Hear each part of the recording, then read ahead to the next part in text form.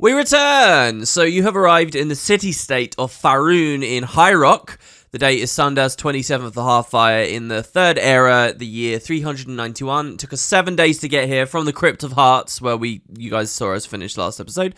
The northern part of Faerun welcomes you into her icy hold. Feel not the bite of our winter nor the edge of the wind. So today we are going for the 7th piece of the Staff of Chaos. And we actually have some, I know I keep saying this like every video, but we got an interesting dungeon to go into here.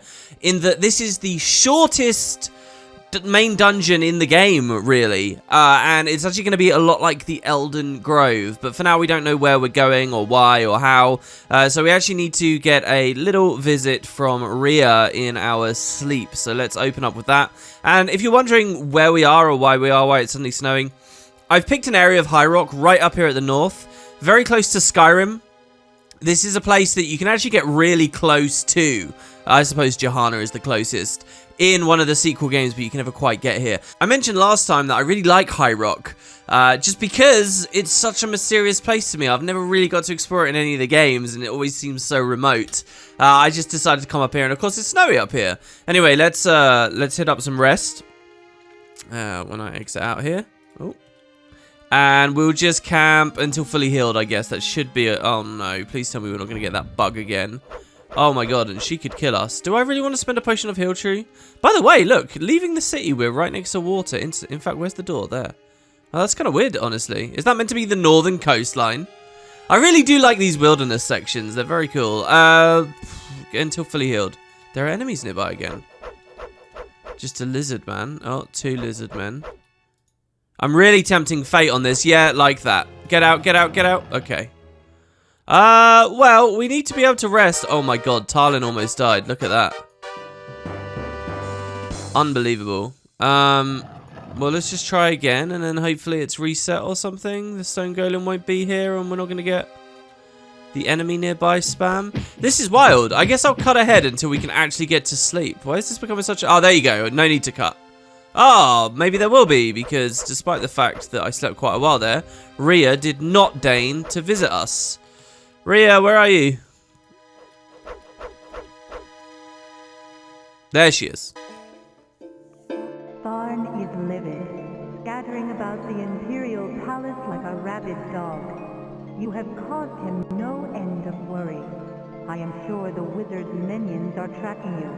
I will say no more, lest I tempt fate. You seek now the 7th piece of the Staff of Chaos. I have found that this piece lies in a place called Murkwood, the dark forest that ever moves. There can only be one of 2 provinces left that can hold this forest, Black Marsh or Morrowind. I would start my search in one of these.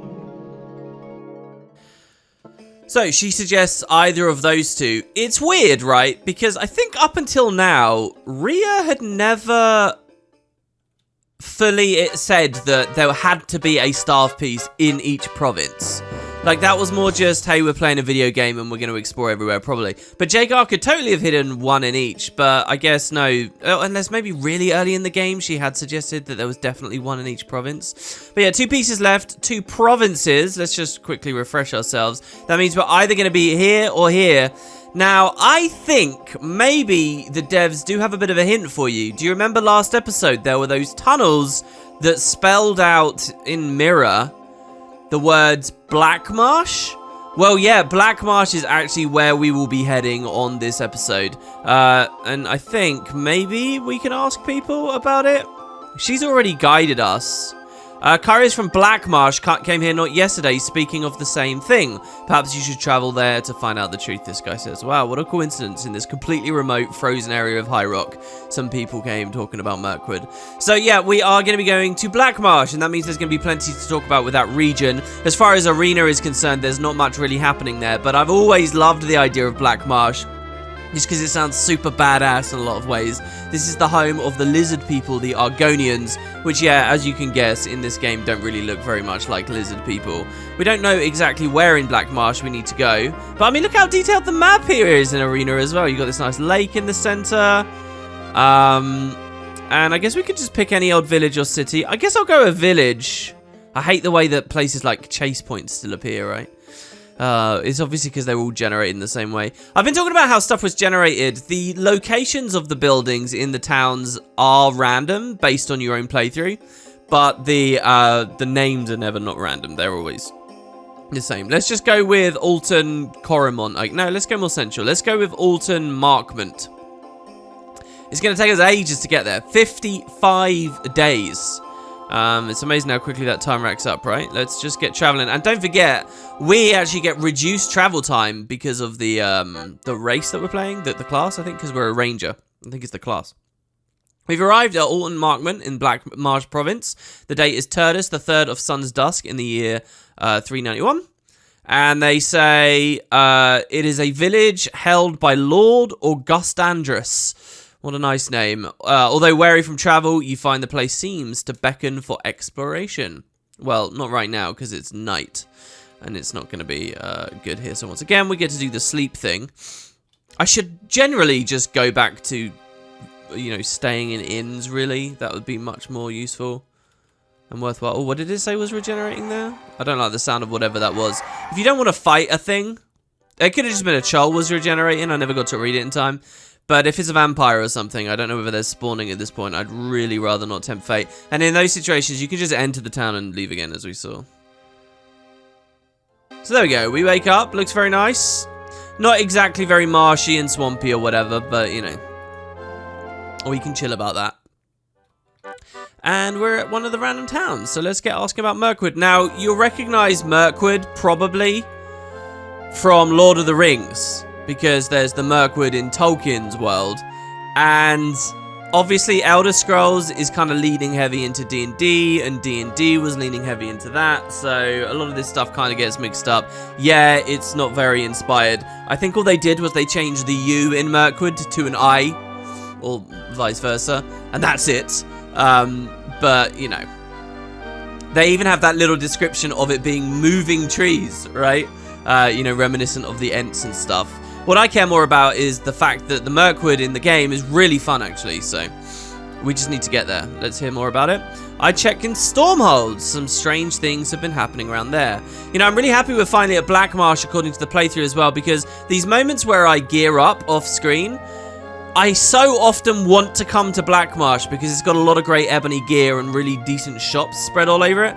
But because I'd never been here, I never really wanted to come here, leaving me with more limited choices like around Hammerfell and Skyrim are pretty good. I think it was elsewhere it didn't have any really good smith stuff. I think it was better for spells. Alright, so wait, what did they say? Stormhold, which actually was one of the places I was tempted to immediately go to. Right on the borders of Morrowind to the north. And so here we are. We are in the northern tip of Black Marsh. Here the people seem friendly, but a strain shows in their eyes. Perhaps it was because of their proximity to the dark elven lands. Now that's really cool, because in the later games we will find that the dark elves love to enslave the Argonians. And so that works super well for the later games. A dark strain in their eyes. Right, well, again, it's night. Oh my god. This is awful. It's just been night over and over and over again. Hopefully here we can find out a little bit more of where to go. And of course it's not going to be as simple as going straight to the Merkwid. Oh, okay. 6 hours and it's still dark. It's still dark. At least we're not getting attacked, it seems. So that's good. Oh, we actually are, but I can get through the door quick enough. We'll obviously have some kind of side quest in the meantime. So hello. Let's ask who you are. We haven't done that for a little while. I am named Tabitha Caligus. I'm a mercenary and I got into Stormhold a little week ago looking for some excitement. Well, okay, good luck. Could you tell me, even though you're new to town as well, anything about Merkwid? Although it is not common knowledge, I heard that a great spell caused the collapse of a part of the Conclave of Bol in Stormhold, the part that held much of their maps and treasure. If information to Merkwid is anywhere, it'll be with them. So the Conclave of Bol sounds like we're going to be going to another temple here. I like the idea that she's a mercenary that's arrived here based on that information. So we can ask Temple, the Conclave of Bol. You see, we only have one brotherhood here. We got an order. But yeah, Bol. You'll find that southeast of here. Okay, thank you very much. So I guess we just get to play that little mini game. And I will be cutting in a moment, guys, because as soon as we find out where this place is, I'm going to do that off-screen thing where I travel around. pushing us to our next gear tier. So just to remind you all, right now, we are at the Mithril level. And we're going to be skipping Adamantium and going straight up to Ebony, which is the top tier. You have seen some Adamantium stuff. I believe the colouring was a little bit yellow. Actually, not yellow. This graph here from the UESP shows it was dark bluish grey. But yeah, we're skipping Adamantium up to Ebony. But in the meantime, I guess we just need to travel along. I mean, this is a temple, slightly southeast. This is probably too close. She probably would have marked it on our map. Oh no, look at that. The stained glass windows in the Conclave of Bulls Sanctuary catch the rays from the bright autumn sun and transform them into crystalline fire. Love that. Sadly, this is a shame. It's the same layout inside as the previous one we went to. That's a real shame. It would have been nice to have had a different one, because obviously there's loads of layouts. Same as with the Mages Guild and the equipment shops and stuff.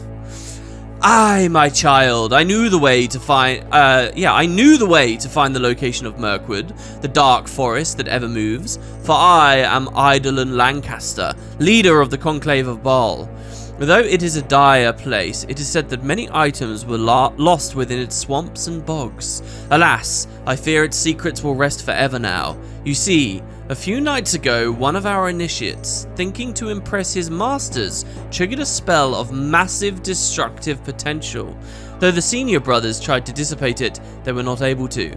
The best they could do was channel its power into the very... This is kind of interesting. They're very magically inclined, it seems, from the dialogue from this guy and last episode.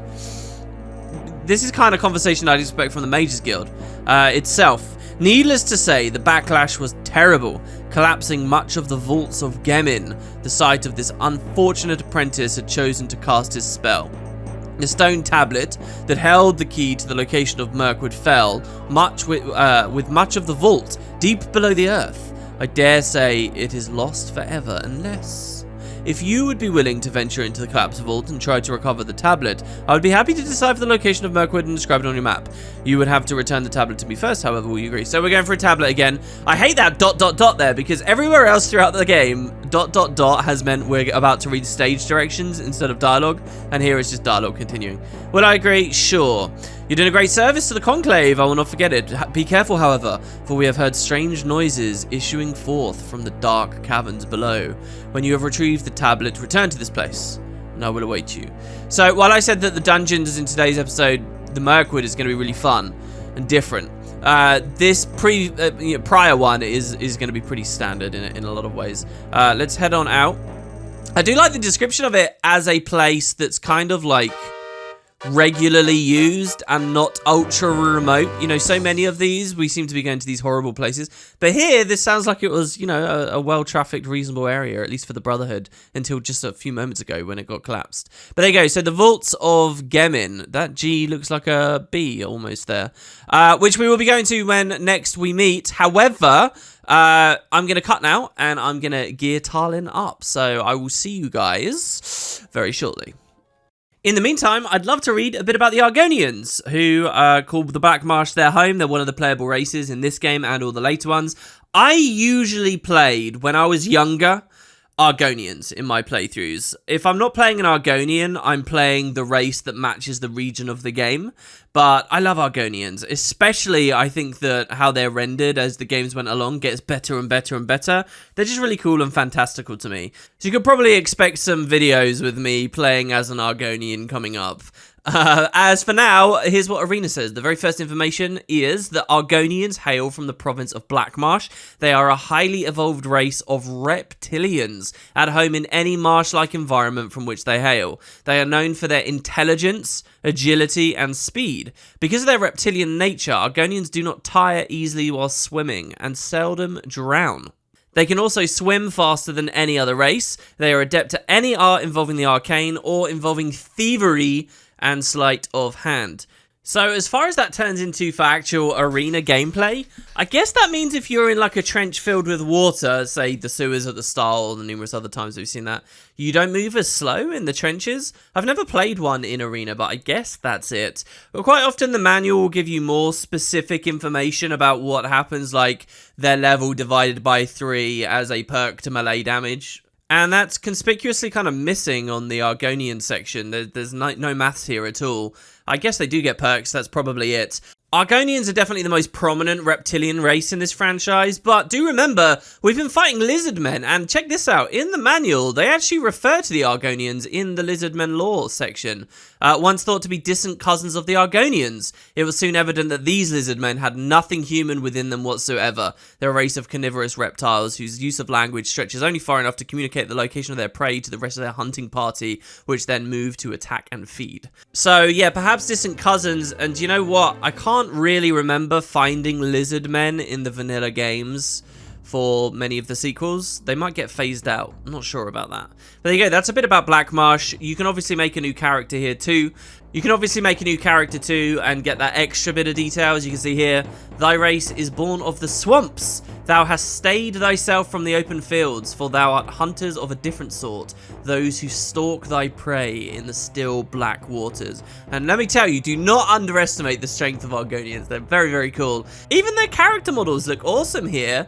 I don't understand why the random NPCs populating the towns and villages couldn't match the appearances you can have here in Character Creator. That doesn't just go for the Argonians, that goes for all of them. All the races look really cool and distinct in the Character Creator, and then they're kind of all substituted as far as the main game is concerned. Which does have a reasonable diversity of different NPCs, you know, monks and snake charmers and seductresses and stuff, but it could have been a lot richer. In any case, I should probably go get our gear now. See you soon. Alright, many hours later, we return. No, we're not at the dungeon yet. We'll deal with that in a second. I wanted to talk to you guys about the gear and stuff that we've got. So yeah, it's been a long day for me. I spent you're gonna think it's an exaggeration. It's really not. I spent several hours gathering all of the gear for Tarlin, which included going back to Chase Guard and doing the Chase Guard farm again. And one of the pieces of gear I actually bought from Sandy Marsh? Why do I keep forgetting the name of our spawn town? Anyway, I had to go back there. And so now we have lots of ebony stuff, so let's check it out. And once again, I thought we could start with the unequipped for like the grand unveiling, if you will. So I got some Ebony Greaves, which you'll see. We're already on -12 for lots of things. That's because we're already wearing some ebony stuff. And this was true on recent videos as well. This was stuff that we've actually found just on our adventure. There was the belt, the torque, and the amulet, which all together are giving us, as you can see, all the way up to -12. Just from these, but you don't actually get any graphic associated with those. Then there's the full-on armor set here, so we're going with the Greaves. We still have Elven Boots of Levitation. Now, equipping the Greaves you can hardly see, because we've already got black trousers as a red guard in this outfit, but you can see they're coming. The Elven Boots of Levitation I'm keeping because we probably will want to float around, but what I have also done is buy just some straight-up potions of levitation, so we won't have to mess with our inventory for a little bit. I bought 6. I feel like that might be enough. It kind of depends what these last few sequences are going to be like. But I think we'll be okay. Also, 6 pieces down there. Pretty good, right? I stocked up on some more Heal True, or at least I thought I did. Oh, I guess I didn't. Wow, I'm really glad I looked at that. I'm going to have to buy some more Heal True. I'm going to have to go to a Mage's Guild and do that. We'll do that off screen, don't worry. Anyway, so yeah, the armor. Let's keep going down. So, Ebony Greaves. Ebony Boots. Now, you'll notice that these are of agility. If you are really min-maxy, I think I mentioned this several videos ago. If you're ludicrously min-maxy, you can get ebony gear with some kind of attribute to augment for every slot. And I mean, that's just overkill, I think, at that point. It's also way more expensive and way more precise on exactly which shops you want to go to. But I did find it easy. I didn't have to go too far out of my way to get the Ebony Boots of Agility. So Agility's great because we'll hit a bit more. Here's the Cuirass. You get a good sense of it there. 2 pauldrons, left and right, which is honestly really tedious to travel around and get them, but there they are. We've got the gauntlets here, which are always a good looking piece. Nice and adorned. There are... Hold on, did we not equip? Yeah, we do have the boots. And then finally the helm, which obviously we're a red guard, right? We're a black guy. And as soon as we equip the helmet, we become generic white man under there again. So that's fun. Then we have weapons. Now, I've bought 3. Actually, I bought 4. Where's the 4th one? Where is it? I thought I bought 4. Did I not grab it in the end? Was it too expensive? Well, I wanted to sample to you guys a bunch of the different kinds of weapons. Now, you've already seen me using the Ebony Dye Katana. This is actually the highest hitting thing in the game, 8 to 26, you can see there. Lots of damage on there. But it's two-handed. What you could do is just a regular katana, which is only one-handed and lets you wield a shield with it. So the shields I haven't really talked about too much. Also, it's raining in this town. We are in Black Marsh, by the way, and I figured I had to cut back here because it's rain. I don't think we've seen rain in the game yet, have we? So you've got kind of the mist layer and then the rain layer on top. Pretty sweet, right? So I tried to look as much as I could as I was gathering all the stuff for a good shield. There are lots of different levels of shields, and basically, as the shields tier up, you can see this graph here. The better shields, the only downside to the better shields is the fact that they're heavier. But because we've been spamming strength all game, I can carry whatever I want. So really, there's no reason for us not to use the best kind of shield, which as you can see from the graph, from the table, is a tower shield. So I was looking for an ebony tower shield. I couldn't find any. I went to the wiki to look for ebony tower shields, went to several different shops around both Hammerfell and Black Marsh that the wiki said tower shields were at, and they weren't being sold at those shops. So I don't know why the wiki information's wrong or what's going on there. So we'll just substitute for anything right now. So here in this shop, if we scroll down, we've at least got a silver round shield here. That costs only 100 gold pieces.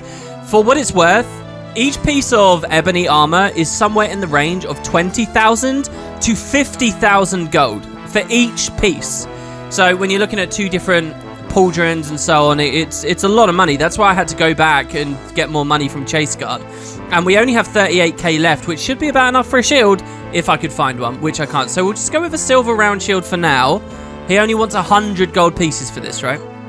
Which is just really showing you the difference in you know, how effective some of this gear is. And as we play, we're just going to keep our eye out for a shield. But there, as you can see, it's a shield skin I don't think we've seen so far, and really that's the main point here. I wanted to show you guys as much as this. And we're up to a whopping minus 30 on some of our stuff here, our armor rating, which is really, really, really good. There's also the ebony longsword here instead of the ebony katana. I think it's just a weight difference between the two. There's probably a damage difference as well. No, that's the same damage. It's just weight and swing speed and stuff. We'll go with the katana for now. And yeah, I swear to you guys, I thought I must have reloaded after I did it. I had bought an ebony warhammer as well because we haven't used one for a long time. And I'd bought an ebony tanto. So a tanto is just like a dagger, but it's between a dagger and a short sword. You don't really see games these days using tantos. You know, I think developers are much more likely to group what we think of a tanto into a dagger or into an existing sword set. They don't do like a middle one. But Arena did have all these different varieties. And so I did have an ebony tanto as well, which I just kind of wanted to show you guys. Because as I mentioned earlier, you can swing different weapons at different speeds and so on. So anyway, we're now ebony. And I think it's pretty cool looking gear. And we can get ourselves on over to the dungeon. But I guess I have to cut again and get those potions of heal truth first. So let's find someone in the city in the pouring rain, which I'm thoroughly enjoying. Most of the ebony gathering I did was in the desert, so it's nice to be somewhere like this as well. And we'll just figure that out. But yeah, it's been a long day. I did all of that in game, which took ages. Oh, apparently the Mage's Guild's really close. And I've been out. I bought some crackers. I've made soup. I'm thinking of watching a movie later while eating more crackers. And yeah, I just managed to get back in on one of the first rainy days of this summer, so that's pretty nice. Wait, Mage's Guild? Anyway, you guys don't need to watch this. I'll just see you over at the dungeon. Oh, I can't help myself. Look at this text. You enter the Mage's Guild, avoiding the streams of water that run unabsorbed by the parched desert sands. The room is damp, but the thick stone walls keep it cool even during the dog days of summer. How cool is this? That's such specific text for if you're in a deserty region while it's raining. That is awesome. And you're going into a Mage's Guild. That's brilliant. Okay, so the Vaults of Gemin. An annoying dungeon on the top floor, a cool dungeon on the second floor, and overall a lot of fighting here. You know, we've just geared up, so I was expecting to do a bit better. But I don't know, it's been a real hassle getting through this dungeon. The footage you're watching right now is actually my second run through. Now, you'll notice we went forwards and into this long hallway. We had a choice, a long hallway on the left or a long hallway on the right. My first time playing this dungeon, I went down the long hallway on the right, which led to nothing but dead ends. Choose this one instead, the long hallway on the left, and just go to the very bottom. Now, you've got two doors. I'm going to choose the left one here, which is wrong. It's actually the one behind me, the one I didn't pick. So we'll backtrack in a second. But in general, yeah, just make sure you head down this wing, and that's the left wing. If you go down the right, which is what I did, you can get really close to the dungeon exit or the stairs down. but there's like a wall that you should be able to jump over, but you can't. So the game like really teases you. I actually think it's kind of amazing if Bethesda did it deliberately, because you really can sense that it's right there, so near yet so far, and then you have to travel far away. The whole shtick with this top floor is that there's like, I think I read on Wiki, okay, that there are 80 little rooms, 80, tiny little rooms, and there's no real rhyme or reason to how they're connected. It's just some of them have doors to other areas, some of them don't, and a lot of them have like these shallow broken walls that let you look into the room that's adjacent, but you can never actually travel through, which sucks. The one thing that I do think is really cool about this floor and the one below is, and I mean, it sucks to play. I think it's good design. It's kind of fun, and it's a shake up on the format that we've seen. You know, that's all they've got to do every dungeon, shake it up and change it. So they are shaking it up and changing it again here. So I applaud them. It's just frustrating to play. The one thing that both of these floors do really well is there's like loads of ambient objects everywhere. Like you can see there's an adventurer's corpse in this room. But there were also like weird bits of rubble and moss around, and there's loads of tablets around. And I get that the story is that there was a big magical explosion here, and they're probably trying to show that as though there's a lot of debris around. But it feels like all the dungeons really should have this level of, you know, ambient clutter and decoration around. It's kind of weird. I've chosen now to talk to you guys about it, but there's not really much going on in these rooms. There's some rocks. And that continues onto the bottom floor as well, which is way, way, way cooler than this one. This one is just general mazy labyrinth stuff that at this point in the story we've seen a lot of. So we get one of these weird messages at the bottom. They've been coming up a lot across the game. I get that there's like 2 arrows kind of pointing to the right. And funnily enough, the way out is, or the way down is to the right. So is that the game teasing me about that or teaching me? I'm not sure. Oh yeah, and there's weird audio cues in this floor as well. I don't know if you guys heard as we like ran through a moment ago. But sometimes you do hear creepy sounds. I'm pretty sure, do you remember like 4 or 5 episodes ago? I had a really weird noise of a wraith. I told you guys to pause it and listen really carefully. Some of you guys did in the comments, and you did confirm you heard something too. I think it's just a really rare sound effect, and we were hearing it a second ago on this floor also. So yeah, that's it really. Just lots of undead. Standard fare for the enemies, you know. I think we've kind of settled into regular endgame creatures, and this place is no different. But here it is. This is the shallow wall. My first adventure, I was on the other side of that. And I don't know, I feel like, obviously we had that thing before where a key was on a pedestal quite high up that it doesn't look like you can jump unless you press the specific binds. There's no way I can get through that though. So yeah, I just had to backtrack the whole way, and I figured, screw it, I'll just reload and reshoot the whole thing, which is what I did. Fun sidebar here, the Vaults of Gemin do not appear in any of the other games, but for the MMO, there is in the files some unused concept art of a map called the Vaults of Gemin, and it's floating around the internet. I've pulled it up here for you guys. It even has Daedric writing on the bottom right, which if you translate says Jeremy Jamond, who I don't really know who that is. I guess maybe a dev that just marked their name on it. If I've learned anything over the years, that's totally possible to have happened. But it's kind of fun. I thought I'd show it off. So this is the bottom floor. This is like a giant flooded basement, and the layout's actually so cool. I want to show you a wiki map here. Check it out. This is the full layout of the bottom floor, and you'll notice it's basically a bunch of different islands connected by bridges. And each island is its own mini dungeon. You know, we've seen they've done the island thing before, but these islands are big enough that they put buildings on them. And they all have buildings, and some of them have little cells and things. There's loot that you can find in them. Really cool. There's also loads of tiny little splashes of land around out in the water. And how Bethesda use these is really clever. They spawn enemies that use ranged attacks onto them so that you're basically getting sieged while you're in the open spaces. It's like by the time they made this dungeon, they really had a good sense of what was like compelling gameplay based on, you know, what they'd made here. And by the way, check out this texture of this wall. Doesn't that look like pizza? Am I just hungry, or does that look like pizza? Maybe I should eat my crackers, but I actually got myself killed just looking at that weird ass texture that I'm sure is a pepperoni pizza, just stretched out and looking kind of ugly. Maybe it's meant to be something really gory and fleshy. I'm not too sure. But yeah, so it's just really, really clever what Bethesda's done here. It basically means that for the first time, I would say, if you were a bow user, and obviously I've shown you the projectiles and the bows early on, if we had stuck with that all game, that could really work here because you would use it to kill the creatures that are on these little islands. If you're a melee person like me, if you're going to swim out and then slowly climb up in front of them and then try to kill them, while multiple islands are sieging you at once, it's just a death sentence, really. This is very dangerous, and it means that you kind of appreciate the walls to these rooms on the insides of the islands, and how do you traverse.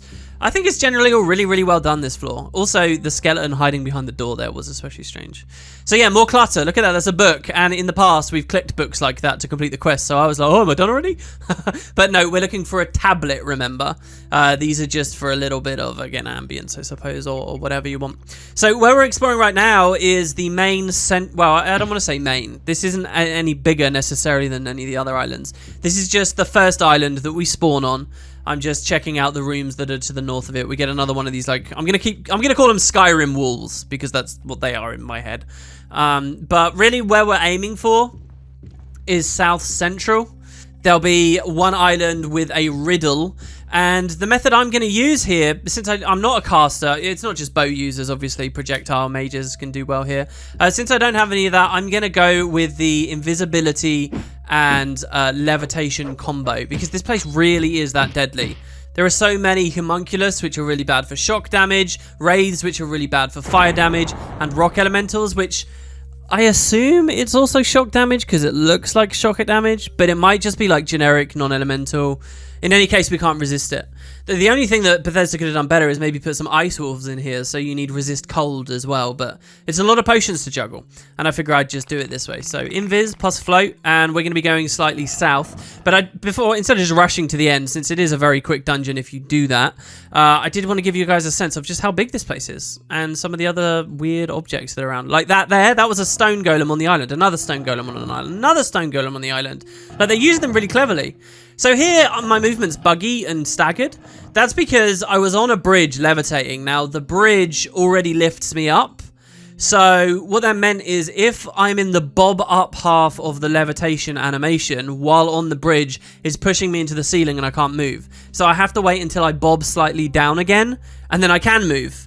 And then I bob up and I can't, and then I'm down. And so that's why it's like this weird jagged movement while I'm on these raised bridges. It's really weird, right? And you'd think that the bob up and down is just like, you know, a visual effect, but it's actually affecting my movement here when I bob up versus when I bob down. So obviously something, dare I say, more sophisticated is going on, but has caused the weird jankiness. So yeah, there's just several bridges like that, which if you follow them along, you can do this without touching the water. It's just, it would be very, very, very dangerous, and you're going to have to be fleeing from things. You can come past these cool ruined looking rocks, and that looks like a mossy tree stump to me, to be honest. And we will get the riddle, which for the first time in a while I actually think was difficult enough. I certainly couldn't get it straight away, so we will pause and you guys can guess in the comments if you like. Here we go. Answer this and pass. I come out of the earth, I am sold in the market. He who buys me cuts off my tail, takes off my suit of silk, and weeps beside me when I am dead. So, you guys can try and guess. If you want a hint, okay, pause now.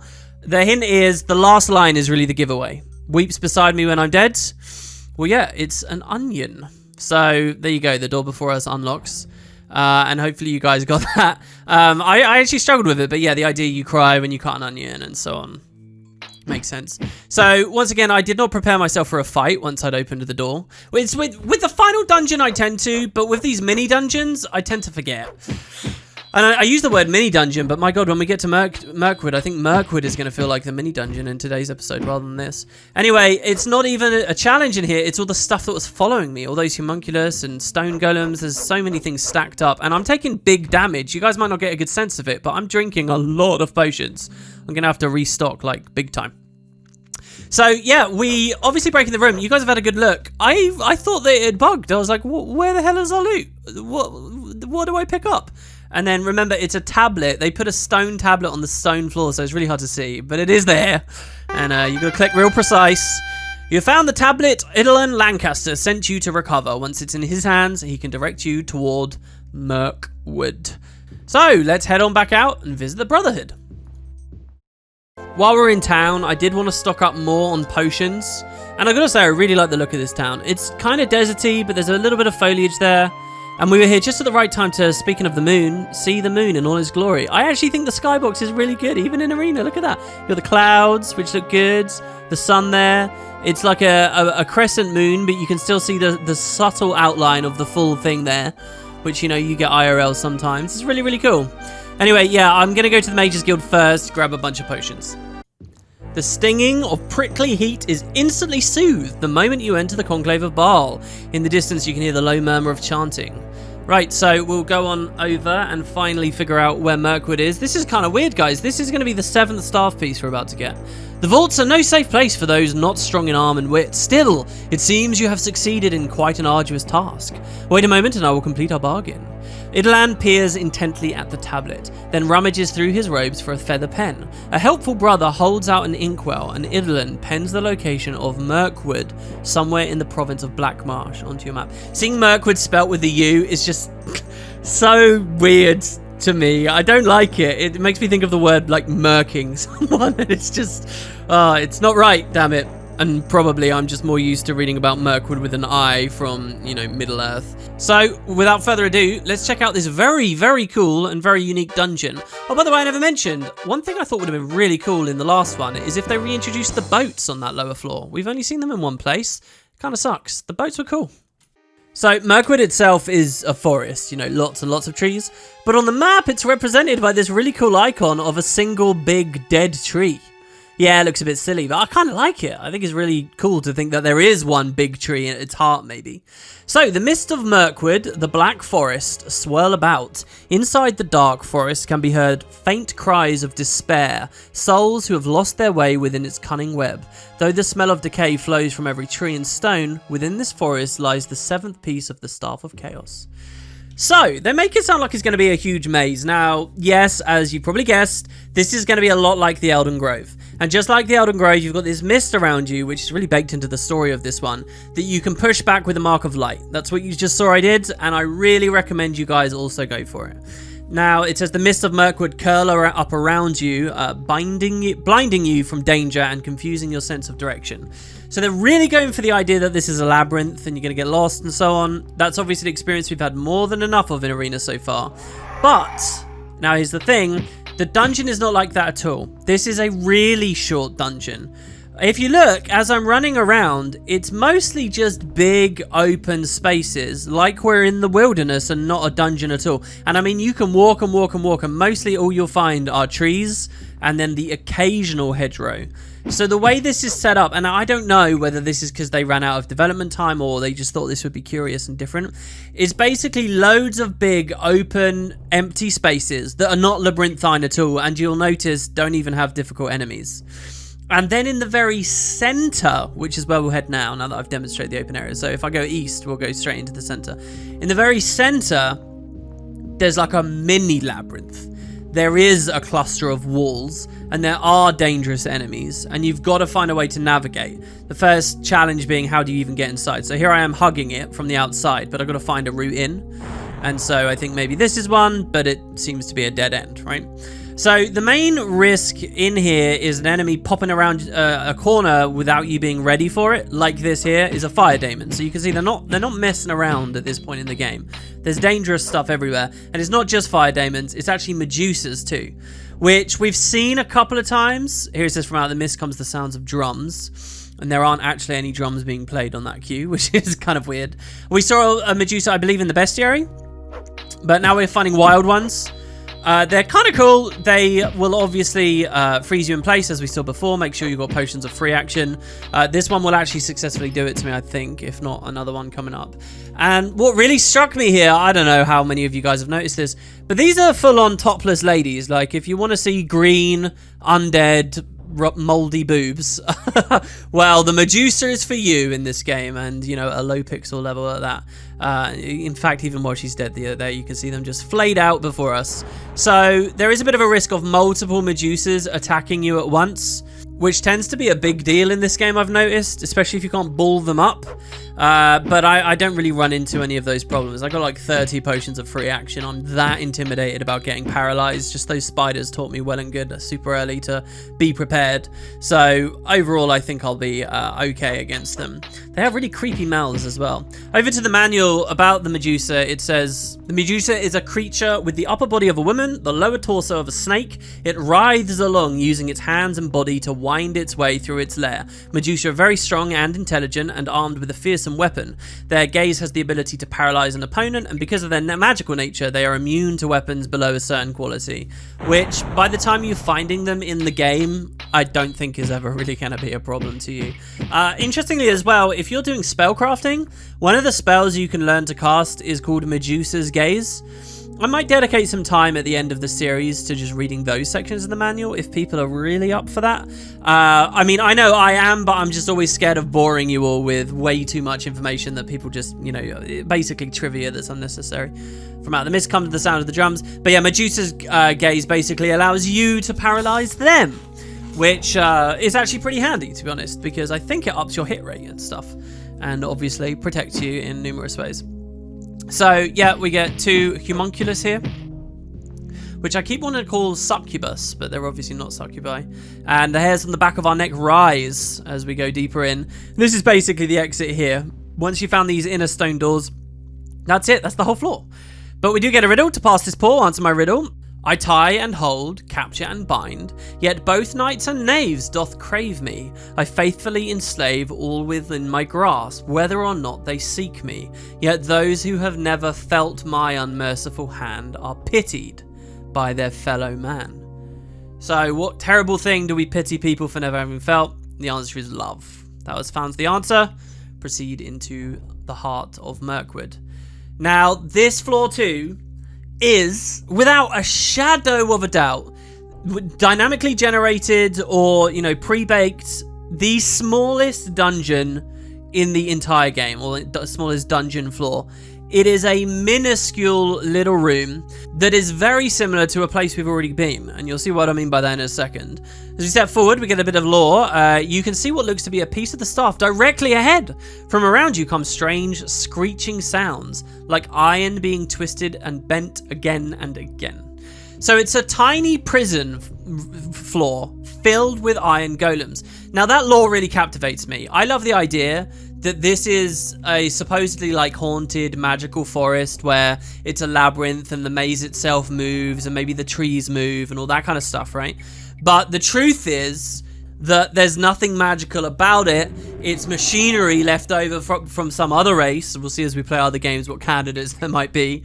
And it's, you know, people are just being superstitious, and it's these golems that are moving the place around above it. And now that we're underneath, we find the secret, you know. I like that idea. Maybe it would be a bit cliche or something. And obviously the game doesn't have enough to be able to express something like that, but there you go.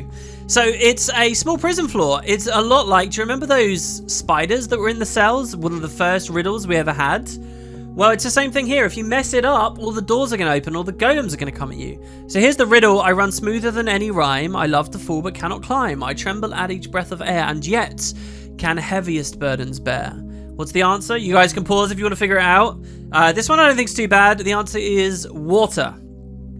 So yeah, water is very smooth, but you know, when air hits it, it ripples. I like that idea of it trembling with the air. That's kind of cool. Heaviest burdens bear. You get a lot of water, it will do all kinds of destructive, incredible damage. You guys should watch some videos on YouTube of dams bursting, or watch the movie Titanic. I don't know. Anyway, instead of typing water, I thought it might be really fun.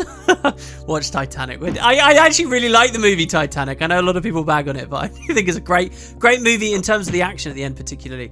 Anyway, I decided to deliberately get it wrong and actually fight the golems. Now, I saw Wiki suggested this, and I think they're right on with this. Iron golems give you some of the highest experience for killing mobs in the game.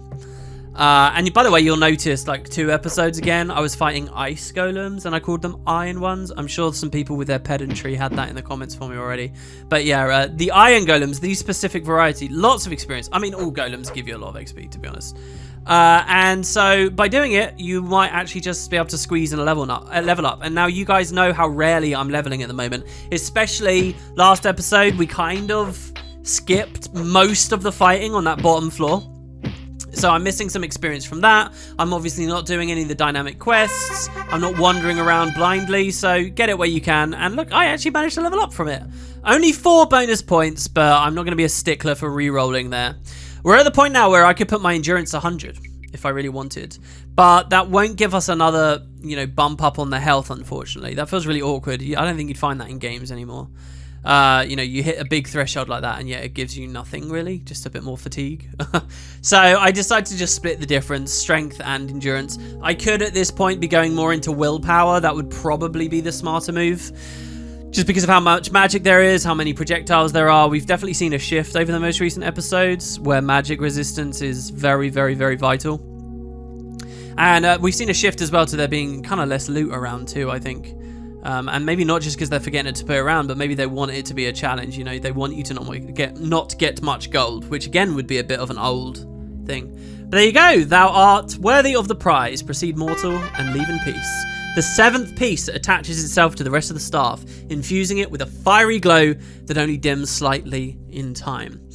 So, 7 of 8. We only have 1 more left. No fight in this room either. There is a mysterious trench. It would be very cool if there was a secret in that trench, because it only occurs to me now doing the commentary to actually go for it. And you notice my light just went out. We just did the whole dungeon. This isn't a mini dungeon. This is the main dungeon. This is the whole goddamn thing in the period of time of 1 mark of light. Really crazy. Once again, let's rest and speak to Jagarthan, see what he sends to us. Let's see if he's fallen even further in love with us. You amaze me with your tenacity. This game, however, is at an end. As you may already know, the final piece of the staff is in Daggerthur, in the province of Morrowind. The information is useless to you, for none know the entrance to the volcano. And even if you survive the creatures I have sent against you now, you will not survive its depths. I bid you farewell. You have been a most worthy opponent. So, Daggerthur! Now, that should get a few of you guys who are familiar with the franchise pretty excited, I think. It's probably the coolest location that Arena is taking to us here. By the way, I thought I'd play with these guys. They're not lizardmen, they're orcs. I keep making that mistake. But they're so bad, they can hardly even hit me. And then finally, when they do no damage. But yeah, Daggerthur, not only the final piece of the Staff of Chaos in this game, but also the final destination of another game entirely, Morrowind. Let's see what it was like back in Arena next time.